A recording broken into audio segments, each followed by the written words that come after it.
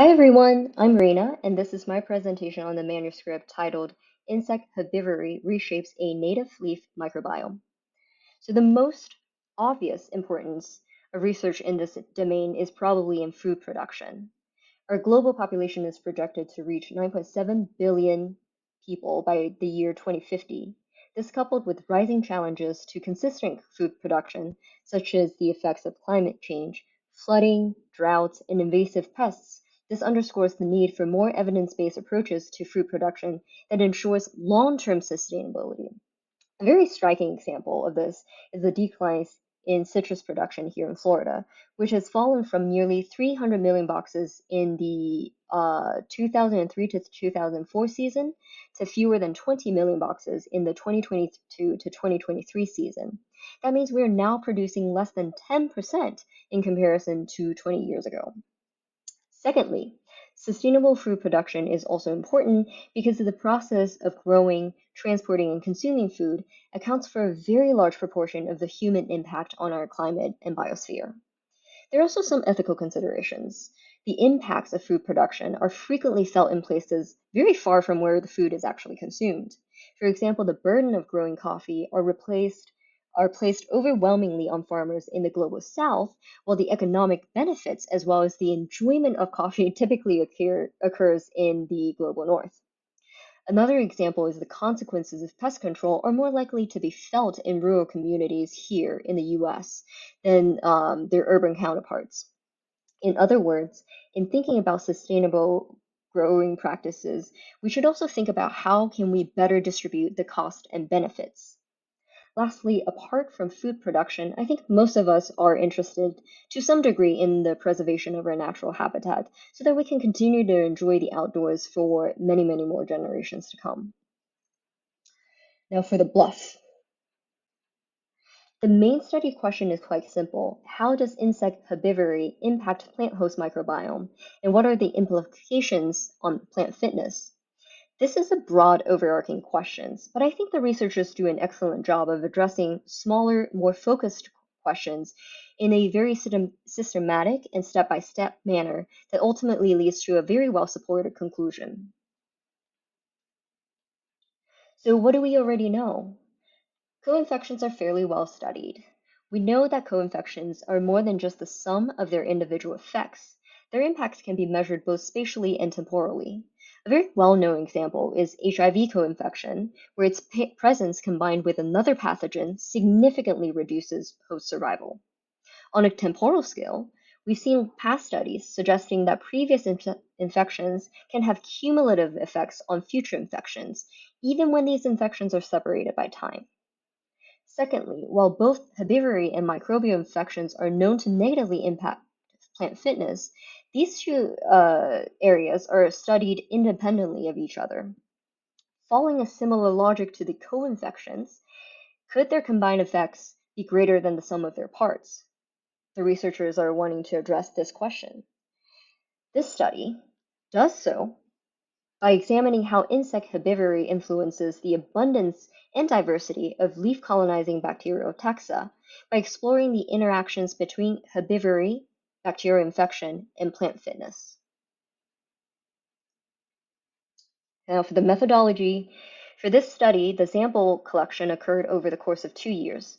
The researchers collected sample in the subalpine and alpine streams near the Rocky Mountain Biological Laboratory, from 24 plots at the Emerald Lake in 2012 and 60 plots at the North Pole Basin in 2013. The study focused on native bittercrust leaves. Selection was random. Bacterial abundance in leaf tissues was quantified using 16S rRNA amplicon sequencing on the Illumina MySeq platform. To focus specifically on endophytic bacteria, samples were surface sterilized before DNA extraction to reduce external bacterial contamination. DNA was extracted from 192 leaves from each site. The researchers then used peptide nucleic acid PCR clamps to minimize host-derived 16S contamination and improve bacterial signal detection.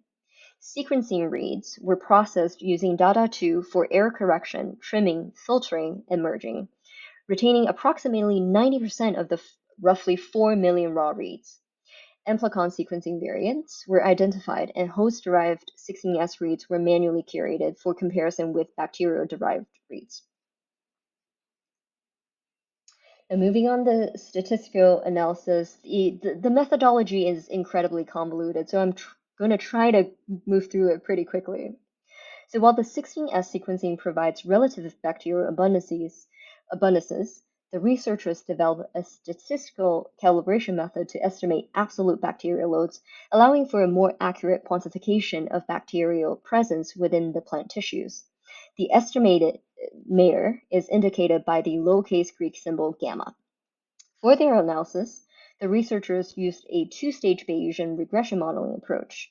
In stage 1, they compared different Bayesian regression models to determine how gamma varies with herbivore damage, selecting the best model using Bayesian information criteria. This allowed them to identify the statistical model that best explained the relationship between insect damage and bacterial load. In stage 2, they used the predicted values of gamma from stage 1 to model the relationship between gamma and observed bacterial colony forming units, or log CFU, per unit leaf mass.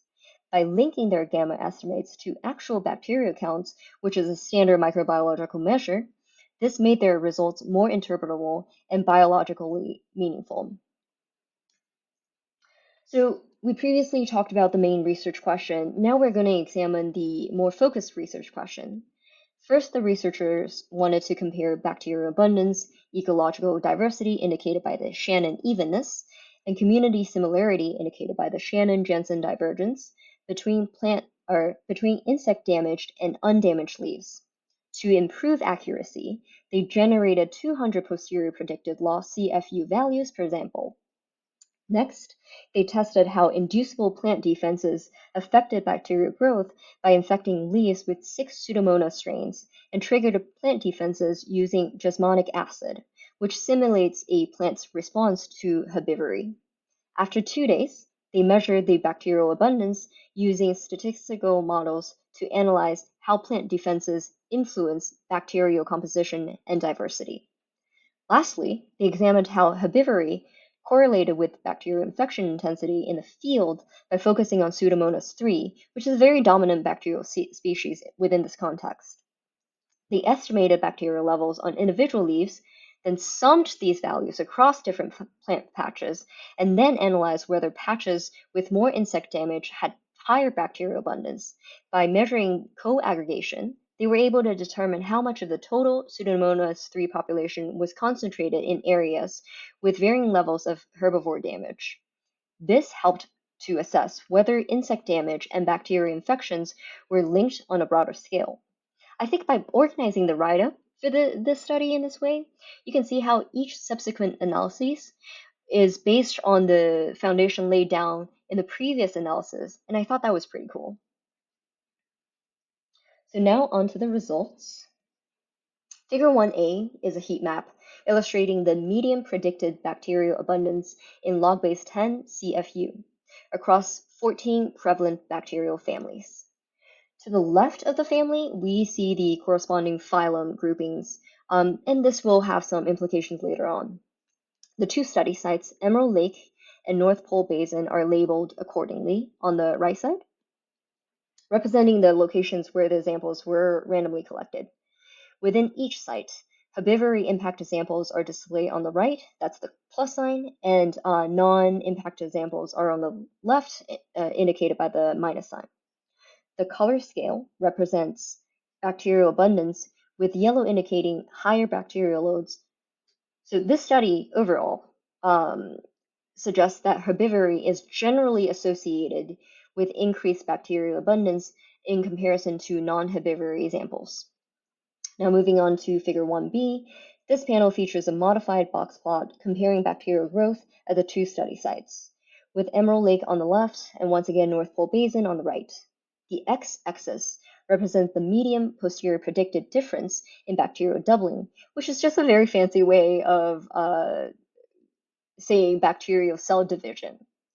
The dotted line serves as the reference point for non-herbivore damaged leaves, meaning that any positive values to the right of this line on the graph shows an increased bacterial growth in herbivore damaged leaves. The white line in the center of each box plot represents the predicted mean, while the thick black horizontal lines show the 50% quantiles, and the thinner black horizontal lines displayed the 95% quantiles. And so this is in contrast to more traditional box plots, which typically depict the median rather than the mean, and quartiles in 25% increments. This visualization here instead uses 50% and 95% quantiles, which I think does represent a clearer probabilistic interpretation. The results indicate a significant increase in bacterial load in herbivore damaged leaves. At Emerald Lake, the herbivory was associated with 2.5 additional bacterial doublings with a credible interval of 2.1 to 3.9. The effect was even stronger at North Pole Basin, where bacterial load increased by 4.5 additional doublings, with a credible interval of 3.6 to 5.3. In Bayesian statistics, a credible interval represents the range within which the true parameter value is likely to fall within a given probability. So in this case, we can say that there is a 95% probability that the actual number of bacterial doublings falls between 2.1 and 3.9 for the Emerald Lake sample. To further validate these findings, the researchers conducted direct bacterial culturing on a calibration set of 101 samples, confirming that herbivory was associated with approximately 3.7 additional bacterial doublings. This result was statistically significant, as demonstrated by the Welch's unequal variance t-test, with a t-statistic of 3.86 and a corresponding p-value of less than 0.001, meaning that this result is incredibly statistically significant. So basically, the key takeaway from this group of figures is that herbivory does significantly increase bacterial population size in the leafy parts of the plants that they examined.